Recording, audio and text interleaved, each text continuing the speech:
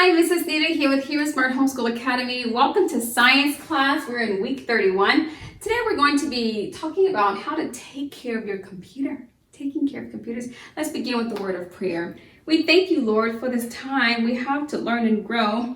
We seek to do the best we can and add to what we know.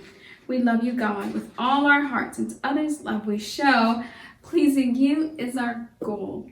Now to our lesson we shall go. In Jesus' name we pray. Amen. Amen. Well, welcome back to class. Hello there. If you have your workbook, you may open it to page 77. You'll be exactly where we need to be to complete today's lesson. We're talking about a certain little aspect of computers that oftentimes can go overlooked, and that is the need to take care of your computer. Do you want your computer to last a long time? Do you want it to break down? No, we want it to last so we don't have to keep repurchasing these devices.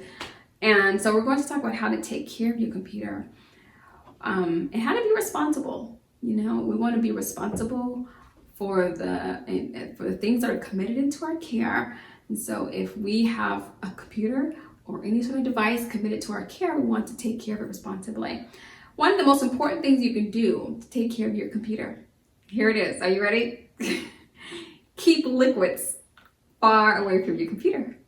That's a really big rule, because liquids, if liquid or fluids spill on your electronic devices, your electronic device will be spoiled, utterly destroyed. Now, some places you can potentially go and get them repaired. Other times they're too damaged.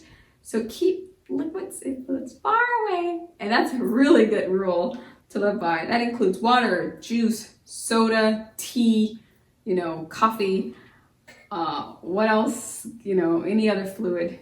Keep it away. And also avoid eating. Avoid eating at your computer station if you can help it. Especially foods that, if you're typing, you don't want to be eating, gooey gunk, and you have, or even anything really, because you have residue on your fingers and then you go and type on your computer. And what are you doing? You're putting that food residue and particles all over your keyboard, and you're touching your mouse, and we're transferring all of that food and stickiness onto your computer, onto your input devices, such as your keyboard and your mouse. And what could that do? Over time, that can cause the keyboards to clump together. That can create same problem with your mouse, and it can start to seep into between the crevices of your keyboard, and just lots of problems, and eventually things can stop working. You're like, Mommy, the letter J won't work. Have you ever had that experience? It just won't work. That could be because something has gotten into the crevices of the letter of that particular letter, that button. So keep that in mind as well. That poses a lesser danger than the water, but it's still something to keep in mind. And finally, attempt not to even play around the computer. And when it's time to play hide and seek, you don't want to go to the office to do that, or wherever your computers are maintained.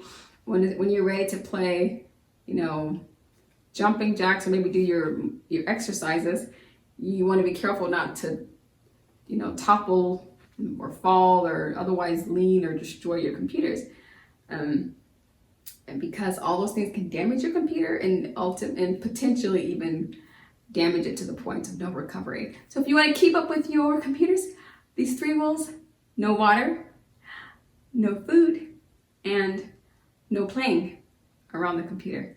No fluids, no eating, no food, and no playing on the computer. If you can keep those 3 little rules in mind, your computer may outlast a lot of other things, and you'll be grateful that you follow those rules. Thank you so much for coming to class and for being a part of today's discussion. Until next time, God bless.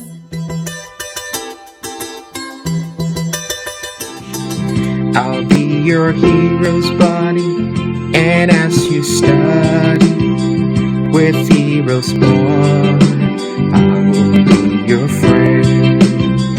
So don't you